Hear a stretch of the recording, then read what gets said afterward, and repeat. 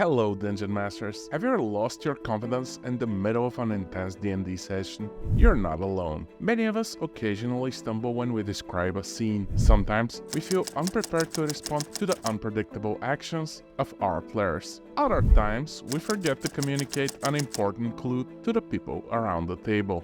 That's normal. In this video, we're going to delve into the most common issues that make us lose our confidence and discuss how to deal with them. Get ready to start dungeon mastering with more confidence. You don't have adequate preparation. Many dungeon masters struggle with off-the-cuff storytelling and improvisation. Some of us have a hard time coming up with names, or we struggle to prepare a challenging combat encounter without overwhelming the players. Only you can say what amount of preparation is enough for you. During prep, pay the most attention to the things you struggle with.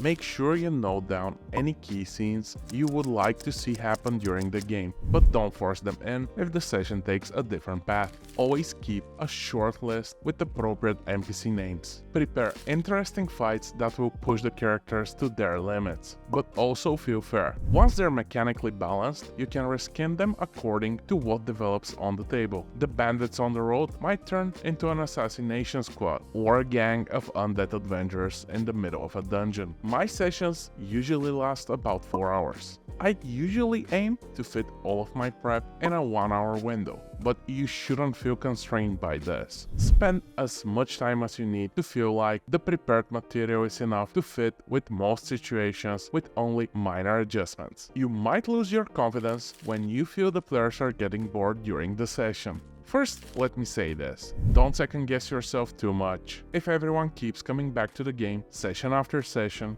they're probably having a good time. Very few people would stick with a group for long just out of politeness. However, even if players are having enough fun to come, you still might be losing their attention from time to time. The most common reason for this is a lack of variety in the gameplay you offer. This might take the shape of too many combats or too many scenes involving social interaction in a row. Another common reason is the plot. I believe I'm quoting Mike Shea here. Players only hear and understand about half of what you say. It's very easy to make the plot too complicated to follow for your players. It's completely normal and expected for them to forget almost everything between sessions. Even a very simple plot will rarely survive first contact with the players. So don't overcomplicate things.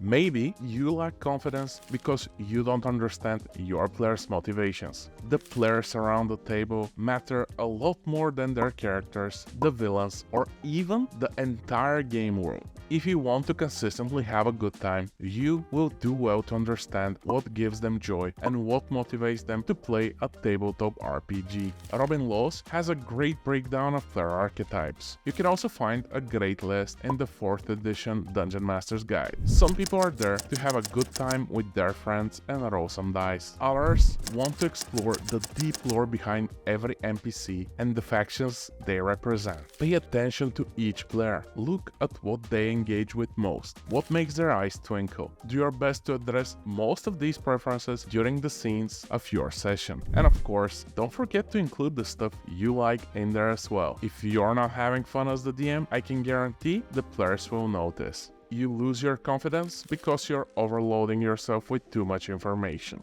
Attempting to remember players' backstories, memorizing obscure rules, keeping track of intricate political systems and the lore of the world. These are just some of the things some dungeon masters try to commit to memory. Overloading your mind with too much information will stress you out and lead to cognitive overload. You will not have the bandwidth to improvise well. You will have a harder time recalling details quickly. To mitigate this, it's essential to prioritize the information you need for each session. Remember, it's not vital to have everything planned out to the smallest detail. It is essential to have notes that are easy to access and reference during gameplay. I like to use a lot of bullet points with only 1 or 2 sentences instead of long paragraphs. Keep your notes in something like Notion or Apple Notes so they're easily searchable. As Dungeon Masters, it is our role to make the game enjoyable for our players. This means your focus should be on creating a memorable experience and not about testing your capacity to recall minute details. Some DMs lose their confidence because their players catch them off guard with an unexpected decision.